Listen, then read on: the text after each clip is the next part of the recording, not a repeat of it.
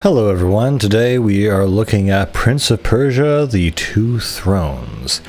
So this is kind of the last game in the mainline Prince of Persia trilogy until essentially they did kind of a reboot in 2008, which I personally really liked, but this is kind of the last game in the mainline titles. And so I really didn't like the first one. I actually liked the second one a lot because of the Dahaka and the style of the prince and the tone of everything.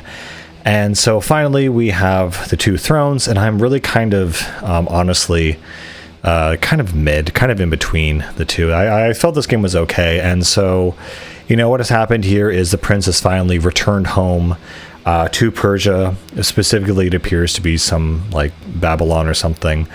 And so he basically has returned from his journeys, defeated, you know, the demons, and now what has happened is that his country is now under attack and at war by this, you know, unseen force due to his absence and lack of leadership, and so now he has to deal with that problem.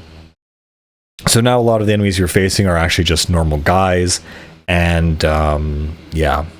And what transpires is the Dark Prince appears, and he is essentially, you know, your doppelganger.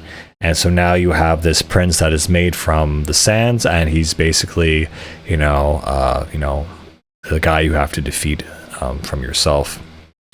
What's very interesting about this game is that this is an Ubisoft game wherein the prince is sporting a mostly white look with a red sash.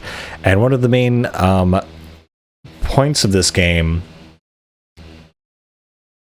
is the assassination technique, where you essentially, you know, go down on the wall. And if an enemy is unaware, you're able to do a quick time action event and essentially take them out. And I wonder if that reminds me of any other franchise that came out very soon after this game that was also based on Middle Eastern, you know, Persian assassination. So I find that to be very interesting that these two games, this game obviously influenced a bunch of other games. So I guess I'm grateful for that because I love Assassin's Creed. And so again, things are a little bit more fluid in this game. But again, it feels kind of, I don't know, a little bit, I don't know, like kind of, it's supposed to be like a big conclusion to the series, but it doesn't, it feels kind of very same-ish, I guess, or whatever. Farah also makes a return, and she has a new design as well, and she's also sporting, you know, like an archery style kind of getup, and essentially she is looking at helping the prince reclaim his homeland.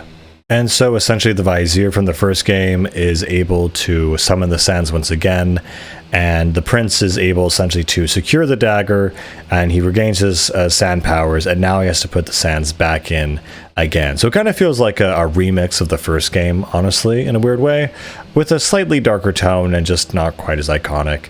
There's also one part in this game which you know, has a chariot race, which is not the best thing ever. It's okay, but it exists. Anyway, there's not really much I can say about this game. I think it's kind of cool they have the doppelganger, you know, storyline, but it's not really anything terribly new or interesting. I do like how they have these little, you know, hook partitions that you basically use to, you know, go from side to side on the wall. So there's a new way for, you know, platforming to be done and stuff like that. And again, there's just a lot of, you know, new cool things they've done. Again, I was always very surprised because Prince of Persia 2008, I really, really enjoyed it, and I just never really heard anything good about it. I kind of heard that, you know, after this game it kind of sucked, and that was that. But personally, I really like 2008 a lot. But yeah, you know, this kind of has the conclusion of the prince's story. It kind of has a happy ending. Everything goes honky-dory. And yeah, that's pretty much it.